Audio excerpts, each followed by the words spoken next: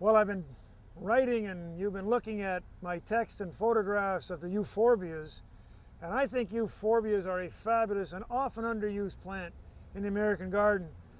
Euphorbia gives us this early kind of chartreuse flower. This one's called Shorty, one of the very best ones. It's not very tall, has lots of flowers, and beautiful gray-green foliage. Now with the euphorbs, these bush-type euphorbs, obviously these are the flowers. I mentioned that the flowers are quite unique. If you look at them closely, this is this flower structure called the cyatheum, and that is unique to this group of plants. So once you see one, if you see another, you know it's a euphorb. It also has milky sap. All the euphorbs will actually drip milky sap. So be careful of it, don't get it in your eyes.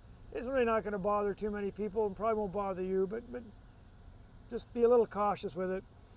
The other thing about euphorbias, these upright ones, these flowers will finish and the stem on this flower will decline. And in fact, after a while it'll look pretty awful and you're going and cut it out.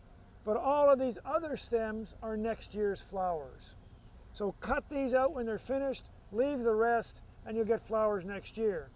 If your plant doesn't have any side stems like this, it's probably on its last legs. Generally, in the south, you'll get 3 to 4 years out of this. Further north, you might get a bit more. Look at whether or not they're being sold in your locality, in the garden center. If other gardeners are growing euphorbs, you'll know you should give them a try.